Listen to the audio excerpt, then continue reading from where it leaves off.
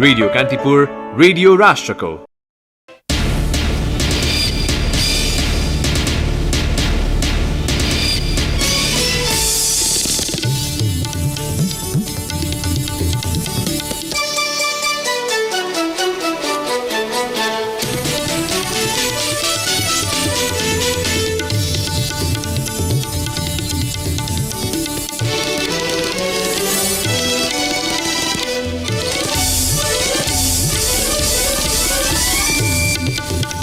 सरकारका नराम्रा काम खेलाउँदै नेपाली कांग्रेसद्वारा उपनिर्वाचनका लागि घोषणापत्र सार्वजनिक। राष्ट्रियता, संविधानप्रति अपनत्व, सत्ताको सैद्धान्तिक चरित्र निर्क्युल लगायत विषयमा सरकार पूर्ण रूपमा असफल भएको कांग्रेसको दावी। 20 किलोलिटर इन्धन बोकेर विराटनगर जाँदै गरेको ट्याङ्कर सिराहाको लाहानबाट गायब, अपहरणमा परेको भन्दै खोजीका लागि आयल निगममा निवेदन। प्रतिबद्धता अनुसारको सहयोग प्राप्त नहुँदा संसारका 47 अति कम विकसित मुलुक ऋणको जोखिममा, दिगो रूपमा आन्तरिक स्रोत परिचालनको व्यवस्थापन गर्न राष्ट्रसङ्घको सुझाव। भ्रष्टाचार मुद्दामा जेल सजाय काटिरहेका पाकिस्तानका पूर्व प्रधानमन्त्री नवाज शरीफलाई उपचारका लागि बेलायत लगियो। र विश्वकप फुटबलको छनौट चरण अन्तर्गत कुवेत विरुद्धको होम म्याचमा समेत नेपाल पराजित, तेस्रो चरण प्रवेशको सम्भावना न्यून। नमस्कार, कान्तिपुर डायरीबाट साथी सुरज अनि तेजेन्द्रको समाचार अब विस्तारमा। नेपाल कम्युनिस्ट पार्टी नेकपाका अध्यक्ष केपी शर्मा ओली नेतृत्वको वर्तमान सरकारका असफलता केलाउँदै प्रमुख प्रतिपक्षी दल नेपाली कांग्रेसले उपनिर्वाचनको लागि घोषणापत्र सार्वजनिक गरेको छ। ललितपुरको सानेपास्थित पार्टी मुख्यालयमा पत्रकार सम्मेलन गरी कांग्रेसले यही मङ्सिर 14 गते हुने उपनिर्वाचनको लागि घोषणापत्र सार्वजनिक गरेको हो। कांग्रेसको घोषणापत्रमा ओली नेतृत्वका सरकार गठन भएको 21 महिना पुगेको अवसरमा सरकारका 21 वटा कमजोरी औल्याइएको छ।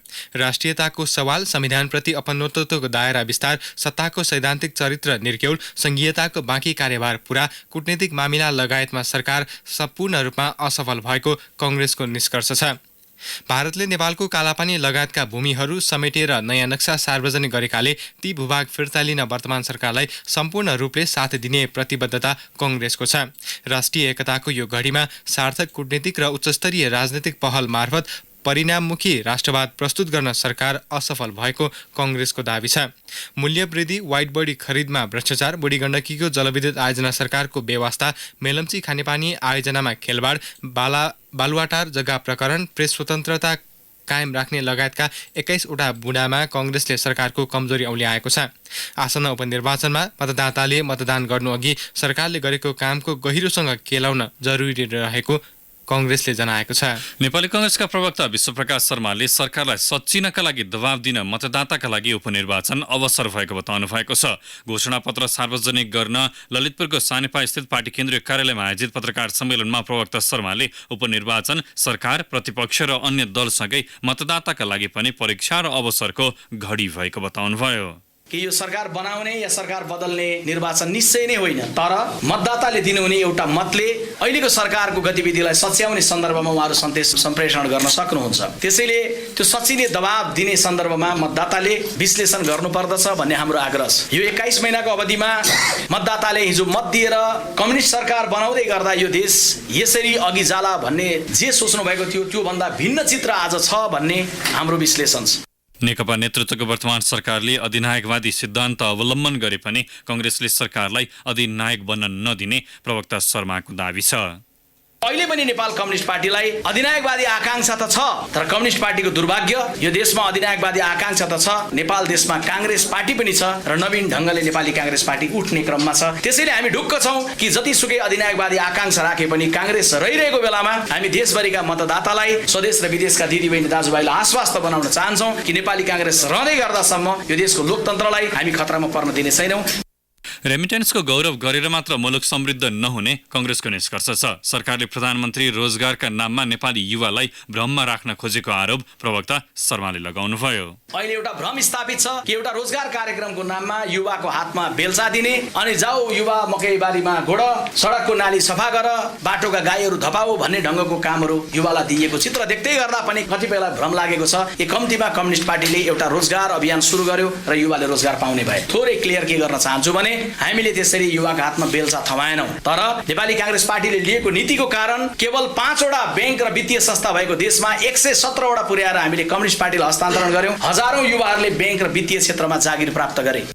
2074 सालमा सम्पन्न निर्वाचनमा नेपाली जनताले दिएको म्यान्डेटलाई आत्मसात गर्दै नेपाली कांग्रेसले प्रतिपक्षको भूमिका निर्वाह गरेको शर्माले बताउनुभयो। नेपाली कांग्रेसले संघीय लोकतान्त्रिक गणतन्त्रको सफलता र समृद्धिको यात्रालाई गति दिन जिम्मेवार प्रतिपक्षका रूपमा उपनिर्वाचन अघिको 21 महिनामा निर्वाह गरिरहेको उहाँको भनाइ छ।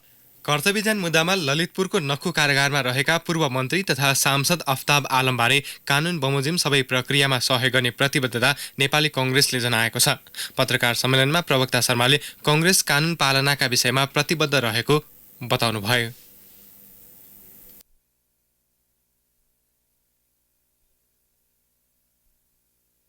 कोही सांसद कुनै फौजदारी मुद्दाको सन्दर्भ पर्दै गर्दा निलम्बन हुने विषय होस्, आफै आकस्मिक रूपमा भएको घटना होइन। नेपाली कांग्रेस लगायतका राजनीतिक दलहरूले निर्माण गरेको नीति नियम विधान प्रक्रिया भित्रबाट भयो। कोही सांसद फौजदारी मुद्दाको सन्दर्भमा जेल जानुभयो र छुटेर आउनुभयो र 6 वर्षसम्ममा सांसदको उम्मेदवार बन्न पाउनुहुन्न भन्ने व्यवस्था पनि यो आकस्मिक रूपमा कहीँ आएको होइन। नेपाली कांग्रेस लगायतका राजनीतिक दलहरूले निर्माण गरेको। त्यसकारण त्यो विधि बमोजिमको जो विषय छ हामी त्यो विषय बमोजिमै जान्छौँ। कसैले अपराध गरेको भनेर अदालतबाट प्रमाणित भयो र जेल गएर फर्केर आयो, आउने बित्तिकै चुनाव लड्न नपाइने थियो, थिएन।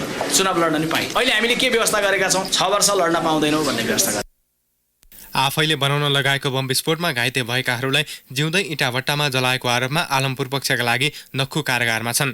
कानुन बनाउन कांग्रेसले नै पहल गरेको भन्दै यसको पालनामा प्रतिबद्ध रहेको प्रवक्ता शर्माको भनाइ छ।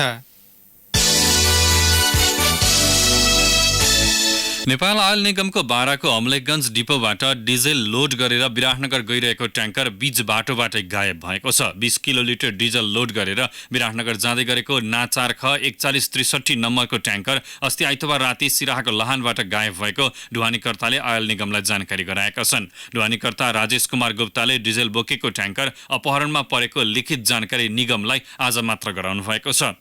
अज्ञात व्यक्तिले चालक र सहचालकलाई आँखामा पट्टी बाँधेर अपहरण गरेका र चालक रामदेव यादव र सहचालक उमेश यादवलाई भने महोत्तरीको बर्दिवास र सर्लाईको लालबन्दीको बीचमा पर्ने जंगलबाट छाडेका थिए। अमलेखगञ्जबाट दिउँसो 2 बजे हिँडेको ट्याङ्कर आइतबार राति लाहान पुगेको र विश्राम गर्नका लागि पूर्व पश्चिम राजमार्गको हुलाक अफिस अगाडि पार्किङ गरिराखेकै अवस्थामा अज्ञात समूहले लुटेका थिए। अपहरणकारी 6 देखि 8 जनाको समूहमा रहेको गुप्ताले बताउनुभयो। आयल निगमका प्रवक्ता वीरेन्द्र गोइतले ढुवानीकर्ताले ट्याङ्कर गायब भएको कुरा निगमलाई जानकारी गराएको पुष्टि गर्दै घटनाबारे छानबिन गर्नका लागि सुरक्षा निकायसँग समन्वय भइरहेको जानकारी दिनुभयो।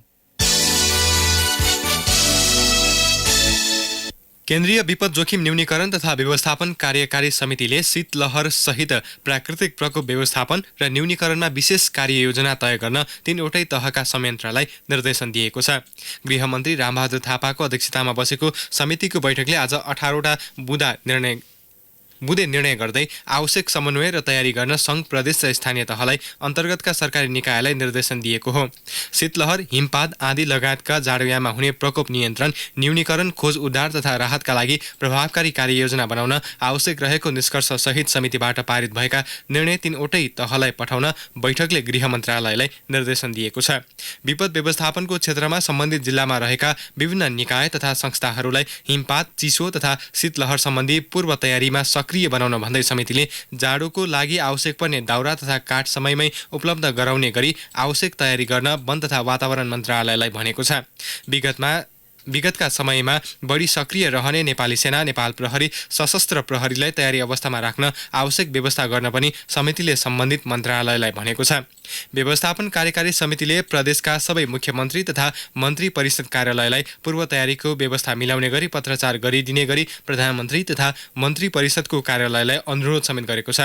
विपदपछि देखा पर्ने स्वास्थ्य समस्या, कृषि बाली र पशुपन्छीको क्षति, सम्भावित सवारी दुर्घटना, नदी नियन्त्रणका नाममा तराईमा हुने गरेको डुबानबारे समेत सचेत हुन समितिले सम्बन्धित मन्त्रालयको ध्यानाकर्षण गराएको छ। समितिले केन्द्रीय विपद व्यवस्थापन कोषमा 1,45,75,28,813 रुपैयाँ मौजदात रहेको समेत जानकारी गराएको छ। कान्तिपुर डायरीमा अब ब्रेकको पालो। अब बाँकी प्रसङ्ग। दात्री निकायले प्रतिबद्धता अनुसारको रकम सहायता नगर्दा विश्वका अति कम विकसित मुलुक ऋणको जोखिममा पर्न सक्ने संयुक्त राष्ट्रसङ्घले चेतावनी दिएको छ। विकासका क्षेत्रमा पछि परेका मुलुकहरूमा आन्तरिक सञ्चय सधैँ घाटामा रहने र दात्री निकायको सहयोग समेत कम भएको अवस्थामा चर्को ब्याजमा हुने पुँजीको परिचालनले ऋणको जोखिम बढ्ने राष्ट्रसङ्घको निष्कर्ष छ। काठमाडौँमा आज एक कार्यक्रमका बीच अति कम विकसित मुलुकका अवस्थाका बारेको प्रतिवेदन सार्वजनिक गर्दै राष्ट्रसङ्घले ऋणको जोखिम न्यूनीकरणका लागि आन्तरिक स्रोत साधनलाई दिगो रूपमा परिचालन गर्न सुझाएको छ। आन्तरिक सञ्चयमा हुने गरेको घाटा घटाउन, करको दायरा फराकिलो बनाई त्यसलाई दिगो बनाउन समेत राष्ट्रसङ्घले आग्रह गरेको छ। विकसित मुलुकले अल्प विकसित मुलुकलाई कुल बजेटको 0.2% सम्म सहयोग गर्नुपर्ने प्रावधान भए पनि त्यसको आधाभन्दा पनि कमले सहयोग गर्ने गरेका कारण चर्को ब्याजमा ऋण उठाउने जोखिम बढेको राष्ट्रसङ्घले जनाएको छ। जोखिम घटाउन, मुनाफा दिन सक्ने क्षेत्रमा लगानी बढाउन समेत प्रतिवेदनमा सुझाव दिएको छ। राष्ट्रसङ्घले अति कम विकसित मुलुकलाई गरेको प्रतिबद्धता पूरा गर्नुका साथै ती देशको राष्ट्रिय प्राथमिकता क्षेत्रमा सहयोग गर्न दात्री निकायलाई राष्ट्रसङ्घको निर्देशन छ। संसारका अति कम विकसित 47 मुलुकको सूचीमा नेपाल समेत समावेश छ। काठमाडौँ उपत्यकासहित मुलुकभरका पर्यटकीय स्थानमा सार्वजनिक शौचालय निर्माण एवं सुधारमा ध्यान दिनुपर्ने सरकारवालाहरूले बताएका छन्। सरकारले भ्रमण वर्षलाई भव्य बनाउने भने पनि मुख्य पर्यटकीय स्थानमा सार्वजनिक शौचालय जस्तो सामान्य पूर्वाधार पनि नहुनु दुःखद भएको पर्यटन व्यवसायीहरूको गुनासो छ। सरकारले निकै तामझामका साथ गत असोज 13 गते नेपाललाई खुल्ला दिशामुक्त देश घोषणा गरे पनि प्रभावकारी हुन सकेको छैन। 40 लाख जनसङ्ख्या रहेको काठमाडौँमा 50 वटासम्म पनि सार्वजनिक शौचालय छैनन्। अझ भित्र पस्न समेत नसकिने अवस्थामा रहेका ती शौचालय पनि अपाङ्ग मैत्री छैनन्। यसैबीच 7औं विश्व शौचालय दिवसको दिन आज विभिन्न सचेतना कार्यक्रम गरिएका छन्। काठमाडौँमा प्रभात फेरी गरिएको छ भने अन्य जिल्लाहरूमा समेत कार्यक्रमहरू भएका छन्। सार्वजनिक शौचालयको समस्या समाधान भए काठमाडौँ उपत्यकामा मात्र नभई अधिकांश पर्यटकीय क्षेत्रमा आवत जावत गर्ने सर्वसाधारण सहित पर्यटकको मुख्य समस्या समाधान हुने कार्यक्रममा सहभागीहरूको भनाइ छ। काठमाडौँ महानगरको शहरी योजना आयोगले शहरमा निर्माण गरिने शौचालय ढाँचा तयार पारेको छ। शहरी योजना आयोगका उपाध्यक्ष सरोज बस्नेतले विभिन्न 20 प्रकारका ढाँचामा सार्वजनिक शौचालयको डिजाइन गरेको जानकारी दिँदै स्थान, लगानी र आवश्यकताका आधारमा निर्माण हुने शौचालयको लागत 15 लाखदेखि 1 करोड रुपैयाँसम्मको रहेको बताउनुभयो। सरसफाइको अभावमा नेपालमा वार्षिक 5 वर्ष मुनिका 1400 बालबालिकाको मृत्यु हुने गरेको सरकारी तथ्याङ्क छ। विश्वका 10 जनामध्ये 1 जनाले अझै पनि शौचालयमा शौच गर्ने विकल्प नपाएको विश्व स्वास्थ्य सङ्गठनले जनाएको छ। अब केही समाचार संक्षेपमा। मन्त्री फेरबदल गर्ने सवालमा आफूलाई जोडेर विभिन्न समाचार प्रकाशन तथा प्रसारण भएको भन्दै नेकपा अध्यक्ष पुष्पकमल दाहालले ध्यानाकर्षण भएको जनाउनु भएको छ। वर्तमान सरकारमा सहभागी मन्त्रीहरूका विषयमा आफूले कुनै चासो नराखेको अध्यक्ष दाहालको भनाइ छ। नेपाली भूमि कालापानी लिपुलेक र लिम्पियाधुरामा भारतीय अतिक्रमण विरुद्ध गैर आवासीय नेपालीले जर्मनीमा विरोध प्रदर्शन गरेका छन्।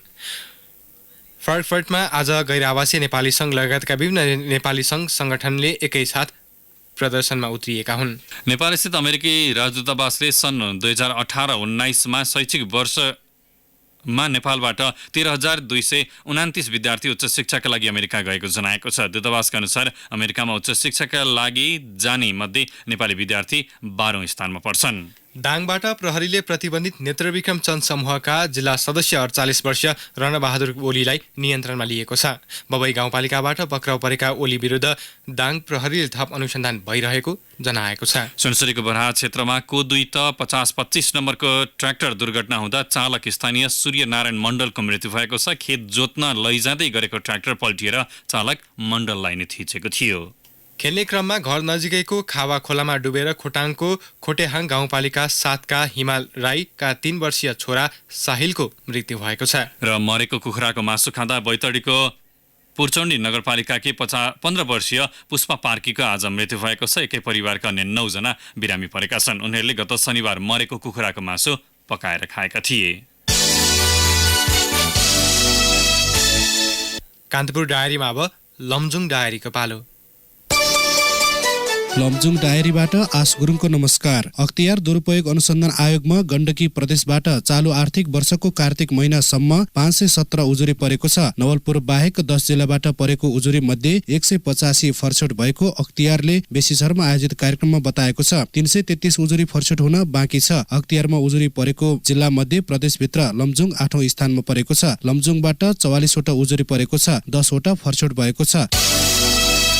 कोलासोतर गाउँपालिका 6 पसगाउँमा कोसेली घर निर्माण गरिएको छ। होमस्टे प्रवर्धन तथा पर्यटन व्यवस्थापन पूर्वाधार निर्माण अन्तर्गत गण्डकी प्रदेश सरकारको सहयोगबाट पसगाउँमा कोसेली घर निर्माण गरिएको हो। 2 कोठे भवन जस्ता पातको छानो हालेर कोसेली घर निर्माण गरिएको सामूहिक गर्भवास समितिका अध्यक्ष बलराम गुरुङले बताउनुभयो। कोसेली घरमा गाउँघरमा उत्पादित तथा पाइने चियापत्ती, सिस्नो, कोदो र मकैको पिठो, रातो धान, झिनुवा धान लगायतको चामल राखिने भएको छ। मर्स्याङ्दी गाउँपालिका स्थित गाँधी नदीमा निर्माण सुरु भएको 40.27 मेगावाटको सुपर न्यादी जलविद्युत आयोजनाले 3 वर्षमा विद्युत उत्पादन गर्ने लक्ष्य लिएको छ। आयोजनाको निर्माणको जिम्मा हाई हिमालय धवलागिरी कन्स्ट्रक्सन जेबीले पाएको छ। आयोजनाको engineering, procurement and construction EPC अर्थात् अध्ययन, खरिद र निर्माण मोडलमा निर्माण गर्ने सम्झौता भएको आयोजनाका प्रवर्धक सिउरी न्यादी पावर लिमिटेडका अध्यक्ष शैलेन्द्र गुरागाईले बताउनुभयो। बोन क्यान्सरबाट पीडित बेसीसर नगरपालिका 5 नाल्माका 12 वर्षीय युमन गुरुङलाई बेलायत, न्युजिल्यान्ड, पोर्चुगल लगायत देशमा बस्ने नेपाली र स्थानीयले 12 लाख रुपियाँ बढी सहयोग गरेका छन्। खोलासोतर गाउँपालिका 1 नजरे गाउँ घर भई बेलायतमा बस्दै आएका चन्द्रप्रसाद गुरुङ लगायतको पहलमा 94 जनाले मात्रै करिब 5 लाख रुपियाँ सहयोग गरेका छन्। नजरे गाउँ घर भई न्युजिल्यान्डमा कार्यरत मनिष गुरुङ र उत्तम गुरुङको पहलमा 42 जनाबाट 3 लाख रुपियाँ सहयोग जुटेको छ। युमनको साउनदेखि भरतपुर क्यान्सर अस्पतालमा उपचार भइरहेको छ। हवस् त, लमजुङ डायरी आजलाई यति नै। आस गुरुङ बिदा हुन्छु, नमस्कार। लमजुङ डायरीपछि कान्तिपुर डायरीमा पुनः ब्रेकको पालो। अब आर्थिक समाचार। भारतीय बजारमा नेपाली उत्पादनको बेग्लै पहिचान बनाएर प्रभावकारी प्रवर्धन गर्न सके त्यसबाट भारतसँगको कहाली लाग्दो व्यापार घाटा कम गर्न सघाउ पुग्ने नेपाली व्यापारी व्यवसायीहरूले बताएका छन्। भारतको नयाँ दिल्लीमा 5 दिने जारी अन्तर्राष्ट्रिय व्यापार मेलामा सहभागी हुन पुगेका नेपालीले त्यस्तो धारणा राखेका हुन्। गत वर्ष नेपालले भारतसँगको व्यापारमा 8 खर्ब 55 अर्बको घाटा बेहोरेको थियो, जबकि नेपालको कुल वैदेशिक व्यापारमा भारतसँगको हिस्सा 65% हाराहारी छ। व्यापार घाटा कम गर्न पनि नेपाली उत्पादनको पहिचान र पर्याप्त ब्रान्डिङ खाँचो रहेको व्यवसायीले उल्लेखेका छन्। विशेष गरी नेपाली उत्पादनहरूको गुणस्तर भन्दा पनि पहिचानको समस्या भएको उनीहरूको भनाइ छ। त्यसका लागि नेपाली उत्पादन भन्ने बित्तिकै चिनिने लोगो वा अन्य प्रवर्धन गर्नुपर्ने उनीहरूले सुझाएका छन्। नेपाली उत्पादनप्रति आकर्षण भने विदेशमा रहेको उनीहरूको दाबी छ। नेपाली पश्मिनाका उत्पादनलाई मेलामा राखेकी सीता कुशवाहाले भारतीयले नेपाली उत्पादनमा अत्यन्तै चासो देखाए पनि चिनिया वा अन्य ठाउँबाट ल्याएको हो भनेर आशंका गर्ने गरेको बताउनुभयो। भारतीयले नेपाली उत्पादनहरूमध्ये पश्मिनाका अलावा पोते लगायतका हस्तकलाका सामानहरूको बढी अभिरुचि देखाउने गरेको उहाँको भनाइ छ। अर्का नेपाली व्यापारी सोमप्रसाद मुडवरीले उद्योग वाणिज्य महासंघ र सरकारले नेपालको मौलिक उत्पादनको बजार विस्तारका लागि छिमेकी देशहरूसँग विशेष समन्वय गर्नुपर्ने खाँचो उल्याउनुभयो। धितोपत्र बजारमा लगातार आज तेस्रो दिन पनि गिरावट आएको छ। बजार परिसूचक नेप्सी आज 1.14 अङ्कले घटेर 1129.99 अङ्कमा पुगेको छ।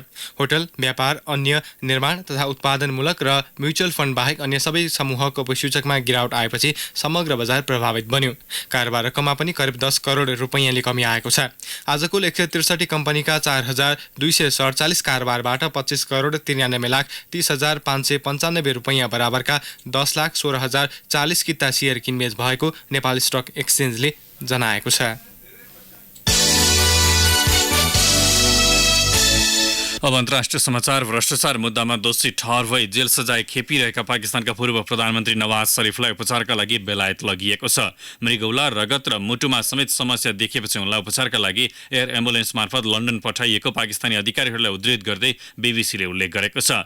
लाहोरको उच्च अदालतले शरीफमाथिको यात्रा प्रतिबन्ध फुकुवा गर्न गत शनिबार आदेश दिएको थियो। अदालतको सो आदेशपछि सरकारले हिजो शरीफमाथिको प्रतिबन्ध फुकुवा गरेको थियो। यद्यपि इमरान खान नेतृत्वको वर्तमान सरकार शरीफलाई रिहा गर्न अनिच्छुक थियो। थियो। 7 वर्षको जेल सजाय पाएका पूर्व प्रधानमन्त्री शरीफले 12 महिनाभन्दा कम मात्र सजाय काटेको भन्दै सरकारले शरीफलाई विदेश जान दिने अनुमति प्रदान गर्नुअघि 4 करोड 40 लाख डलर बराबरको क्षतिपूर्ति सम्बन्धी पत्रमा हस्ताक्षर गराउन चाहेको थियो। तर अदालतले कुनै शर्तमा हस्ताक्षर नगरिने यात्रा अनुमति प्रदान गर्न आदेश दिएपछि शरीफ लन्डन जान सफल भएका हुन्। 3 कार्यकाल प्रधानमन्त्री भएका शरीफको मृगौलामा समस्या देखिनुका साथै रगतमा प्लेटिनेट्स न्यून भएको पाइएको छ। यस्तै उनले मुटु सम्बन्धी समस्याको औषधि पनि नियमित रूपमा सेवन गर्दै आएका छन्। उनको स्वास्थ्य जाँचपछि सरकारी र निजी अस्पतालका चिकित्सकले उनलाई तुरुन्तै सुविधा सम्पन्न अस्पतालमा उपचार गराउन सुझाव दिएका थिए।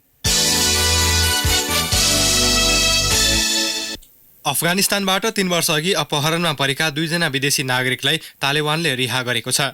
सरकारसँग भएको कैदीबन्दी आदान प्रदान गर्ने सम्झौता अनुसार तालिबानले अमेरिकी नागरिक केभिन किङ र अस्ट्रेलियन तिमोथी विक्सलाई रिहा गरेको हो। अफगानिस्तानको काबुल स्थित अमेरिकन युनिभर्सिटीका प्राध्यापक रहेका उनीहरू सन् 2016 को अगस्तमा विश्वविद्यालय बाहिरबाट अपहरणमा परेका थिए। अफगान सरकारले तालिबानका 2 र हक्कानी लडाकु समूहका 1 जना उच्च नेतालाई रिहा गरेपछि ती प्राध्यापक रिहा भएका हुन्। रिहा भएका तालिबानका नेताहरू कतार पुगिसकेका छन्। तालिबानसँग शान्ति वार्ताको पहलका लागि सो सम्झौता गरिएको अफगान सरकारले जनाएको छ। अब खेल प्रसङ्ग। विश्वकप छनौट तथा एसियन कप फुटबल छनौट अन्तर्गत कुवेत विरुद्धको दोस्रो खेलमा पनि नेपाल पराजित भएको छ। यसअघि 2022मा हुने विश्वकप फुटबलका लागि छनौट हुने नेपालको सम्भावना न्यून बनेको छ। समूह बीमा रहेको नेपालको 5 खेलको समाप्तिमा मात्र 3 अङ्क छ। समान 5 खेलबाट 10 अङ्क जोडेको कुवेत दोस्रो स्थानमा छ। 4 खेलमा 100% नतिजासहित अस्ट्रेलिया शीर्ष स्थानमा रहेको छ। भुटानको थिम्पूमा आज भएको खेलमा नेपाल कुवेतसँग 1-0 ले पराजित हुन पुग्यो। अब खेलको तुलनामा सुधारिएको प्रदर्शन गरे पनि प्राप्त सीमित अवसरलाई गोलमा परिणत गर्न नसक्दा नेपाल हार भोग्न बाध्य भयो। कुवेतलाई जित दिलाउन 28औं मिनेटमा बदर अल मतवाले निर्णायक गोल गरेका थिए। नेपालले आगामी चैत्र 13 गते चाइनिज ताइपेसँग घरेलु मैदानमा प्रतिस्पर्धा गर्नेछ। अब खेलमा नेपालले ताइपेलाई 2-0 ले पराजित गरेको थियो। एकमात्र अन्तर्राष्ट्रिय स्तरको रङ्गशाला मर्मत हुन नसक्दा कुवेत विरुद्धको खेल तटस्थ मैदान भुटानमा खेलाइएको थियो। सीएमजी सङ्कटालाई टाई ब्रेकरमा 4-2 ले हराउँदै सशस्त्र प्रहरी बलको एपीएफ काठमाडौँमा जारी तेस्रो संस्करणको चन्द्रगिरी मेयर गोल्ड कपको क्वार्टर फाइनलमा प्रवेश गरेको छ। नैकाबस्थित फुटबल मैदानमा निर्धारित समयको खेल 1-1 को बराबरीमा सकिएपछि निर्णय पेनल्टी सुटआउटबाट लिएको थियो। एपीएफका सुदीप सिखराकार, नवीन लामा, आशिष लामा र राजीव लोप्चनले गोल गरे। सङ्कटाका लागि कप्तान अमित तामाङ र क्षितिराज गिटीले मात्रै गोल गर्न सफल भए। म्यान अफ द म्याच एपीएफका गोलरक्षक अमृत चौधरीले सङ्कटाको 2वटा बल प्रहार बचाएका थिए। सेमी फाइनल प्रवेशका लागि एपीएफले आगामी शनिबार सरस्वती युथ क्लबसँग प्रतिस्पर्धा गर्नेछ। पहिलो क्वार्टर फाइनलमा पर्सी ब्रिगेड बोइज र विभागीय नेपाल आर्मी बीच प्रतिस्पर्धा हुनेछ। जाँदा जाँदा एउटा घरेलु प्रसङ्ग। आयल निगमले डिजेल लोड भएको ट्याङ्कर अपहरणकारीले चलाएर लगेको भन्ने बारेमा सत्य तथ्य छानबिन गर्न कमिटी गठन गरेको छ। निगमका प्रादेशिक प्रमुख इन्जिनियर अशोक शाहको संयोजकत्वमा गठित कमिटीलाई व्यवसायीले लाहानबाट विराटनगर जाँदा सूचना र मनोरञ्जनको संवाहक रेडियो राष्ट्रको रेडियो कान्तिपुर।